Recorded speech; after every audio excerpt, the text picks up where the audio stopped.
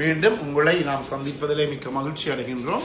நான் இலங்கையில இருந்து பதுளை போதனா வைத்தியசாலையில இருந்து வைத்தியர் கிருஷான் வேதநாயகம்.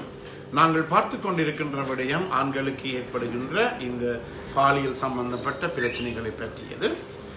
நேரடியாக தொடர்பு கொள்ள விரும்பினால் வெளியூர் நண்பர்கள் வாட்ஸ்அப்பின் ஊடாக 009477356245 மூலம் தொடர்பு கொள்ள முடியும். உள்ளூர் நண்பர்கள் 0777356245 மூலம் தொடர்பினை மேற்கொள்ள முடியும்.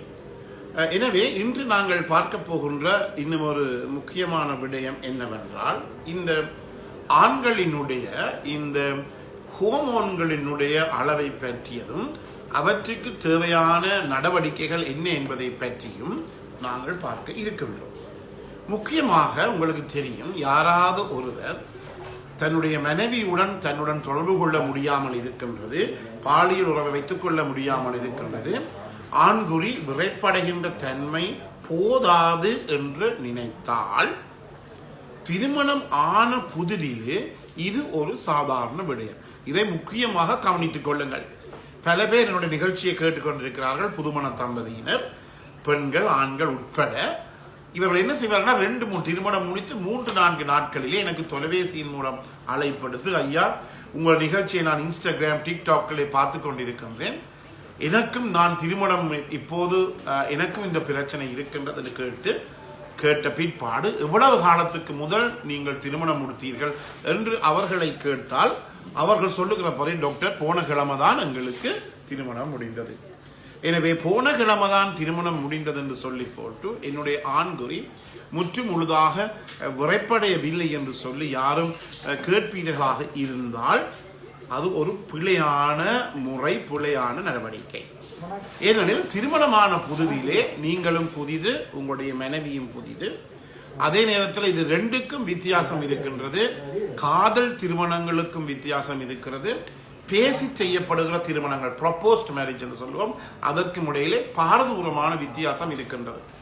உங்களுக்கு தெரியும், இந்த ப்ரொபோஸ்ட் மேரேஜிலே முக்கியமாக உங்களுக்கு தெரியும், இந்த ஆணையும் தெரியாது பெண்ணையும் தெரியாது. எங்களுடைய பகுதிகளிலே, கூடுதலாக தமிழ் பேசுகின்ற பகுதிகளிலே, கணவர் வெளிநாட்டில் இருப்பார், மனைவி இலங்கையிலே இருப்பார். அவர்கள் தொலைபேசியின் மூலமாக வாட்ஸ்அப்பின் மூலமாகத்தான் ஒருவர் தொடர்பு கொண்டு இருப்பார்கள்.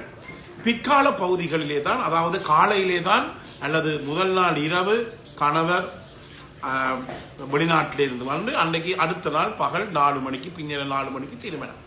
பிறகு அன்றைக்கு இரவே அவர்கள் இருவருக்கு முதலிரவு அல்லது ஃபர்ஸ்ட் நைட்டை அவர்கள் ஆயத்தப்படுத்துகிறார்கள்.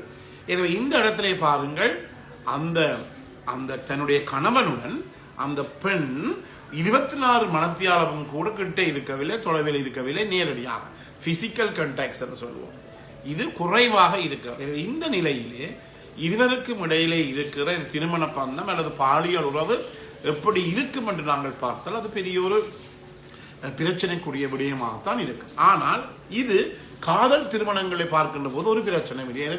இருவரும் பார்க்குக்கு போயிருப்பார்கள், ஹோட்டலுக்கு போயிருப்பார்கள், ரூமுக்கு போயிருப்பார்கள், சினிமா தியேட்டர்ஸுக்கு போயிருப்பார்கள். எனவே அவர்கள் இருவருக்கும் இடையிலே நல்ல ஒரு புரிந்துணர்வும் நல்ல ஒரு நெருக்கமும் இருக்கிறது. எனவே இந்த ப்ரொபோஸ் மேரேஜிலே நான் பல இடங்களிலே கண்டிருக்கின்றேன், இந்த பிரச்சனை ஒரு சாதாரணமான ஒரு பிரச்சனையாகத்தான் இது எங்களுக்கு தென்படுகிறது. எனவேதான் இந்த ப்ரொபோஸ் மேரேஜிலே, அதாவது பேசி செய்யப்பட்ட திருமணங்களிலே இருப்பவர்கள் ஆண்கள் தங்களுக்கு ஆண்குறி மனைவியுடன் தொடர்பு கொள்ள முடியாது என்ற பிரச்சனை இருந்தால் அதை நீங்கள் பெரிதாக எடுத்துக்கொள்ள வேண்டிய தேவையே கிடையாது.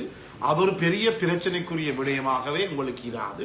அது கொஞ்சம் காலம் போக போக ஒரு 2-3-4 கிழமைகள் போக போக போக அது கூடுதலாக அந்த பிரச்சனை அற்று போய்விடும். அடுத்ததாக பெண்களிலே பக்கத்திலே நீங்கள் முக்கியமாக பார்க்க வேண்டும். நான் சில நிகழ்ச்சிகளிலே கூட நேரடியாக கலந்து கொண்ட போது சொல்லுகின்ற விடயம், சிறு வயதில் இருந்து பெண்கள் தங்களை ஒழுங்காக பாதுகாத்து பராமரித்து, உங்களுக்கு தெரியும், உடம்பை எல்லாம் வடிவாக போத்து மூடி எவ்வளவோ அதாவது பரிசுத்தமாக பேணி அந்த உடம்பை ஒரு முதல் நாள் இரவிலே தன்னுடைய தெரியாத தான் 24 மணத்தியாலத்துக்கு உட்பட்ட காலத்திலே கண்டு பேசிய ஒருவருடன் போய் இருப்பது என்பது ஒரு பெரிய ஒரு பிரச்சனைக்குரிய விடயம். அந்த இடத்திலே அந்த பெண் மிகப்பெரிய ஒரு கருத்தியாகத்தை, மிகப்பெரிய ஒரு வேலையை அவர் செய்கிறார். இதெல்லாம் பார்க்கப்பட வேண்டிய விடயம். எனவே இந்த நிலைமையிலே அந்த ஆண் எதிர்பார்க்க முடியாது. சில ஆண்கள் என்ன வெளிநாடுகளில் இருந்தும் உள்ளூரில் இருந்தும் வருகின்ற ஆண்கள் ஏற்கனவே வேறு பல பெண்களுடன் தொடர்பட்ட ஆண்களாக இருப்பார்கள். அதுவும் ஒரு பெரிய பிரச்சனை. அதை நான் பல இடங்களில் நான் கண்டிருக்கின்றேன். என்ன பல பேர் அப்படிப்பட்டவர்கள் சந்தித்து இருக்கிறார்கள். அவர்கள் பல பெண்களுடன் போயிருக்கலாம், பல கேஷுவல் செக்ஸ் ஒர்க்கர்ஸ் பாலியல் தொழிலாளிகளும் போயிருக்கலாம். கூடுதலாக வெளிநாடுகளில் இந்த வருவர்கள் இப்படிப்பட்ட பழக்கங்களை உடையவர்களாக இருக்கலாம். இதனை பிழை என்று சொல்ல வேண்டிய தேவையும் கிடையாது எனக்கு. ஆனால் அதே எதிர்பார்ப்பை 24 மணித்தியாலத்துக்குள் சந்தித்த ஒரு பெண்ணுடன் அவர் எதிர்பார்ப்பது என்பது ஒரு மிகவும் பிழையான விடயம். அப்படி எதிர்பார்த்தார் என்றால் அந்த திருமணம் அந்த முதல் நாளிலேயே விடுபடக்கூடிய ஒன்றாக மாறிவிடும்.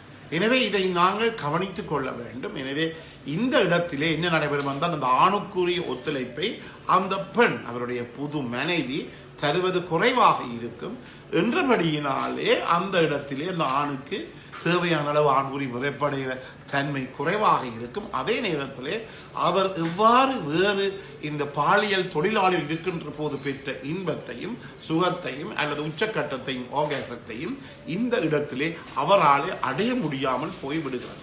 எனவே இது முக்கியமாக கவனிக்கப்பட வேண்டிய ஒன்று. எனவே தான் திருமணம் முடித்த உடனேயே தயவு செய்து உங்களுக்கு ஏதாவது பாலியல் சம்பந்தமான பிரச்சனை இருந்தால் குழப்பமடைய வேண்டாம், பயப்பட வேண்டாம். நீங்கள் தொலைபேசியின் மூலம் தொடர்பு கொண்டு இதை பற்றி கதைக்கலாம், பிரச்சனையில். ஆனால் ஒரு 2-3 மாதங்களுக்கு கூட நாங்கள் இதை விட்டு பிடிக்க வேண்டும், சரியான இந்த நிலைமை வேற.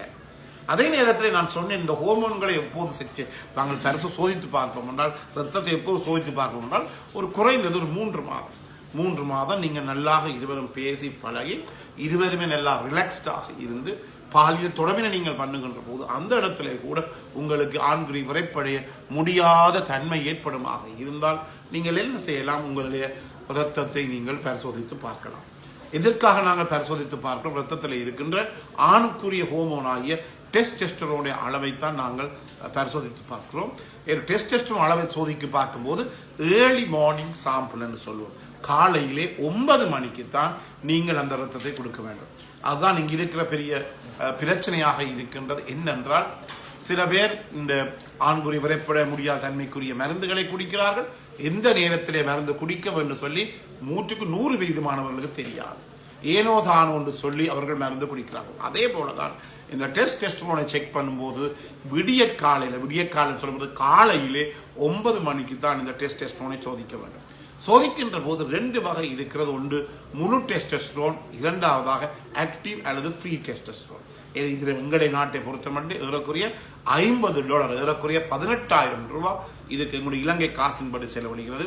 டாலரே சொன்ன போனால் ஏறக்குறைய $50 முடிவடைகிறது. எனவே இந்த ஃப்ரீ டெஸ்டோஸ்டெரோன் அல்லது ஆக்டிவ் டெஸ்டோஸ்டெரோனையும் டோட்டல் எனப்படுகிற முழு டெஸ்டோஸ்டெரோனையும் நாங்கள் விடிய காலையிலே 9 மணிக்குத்தான் நாங்கள் பரிசோதித்து பார்க்க வேண்டும். எனவே இந்த நிகழ்ச்சி உங்களுக்கு பிடித்திருந்தால் மறக்காமல் மற்றவர்களுக்கு அறிமுகப்படுத்துங்கள்.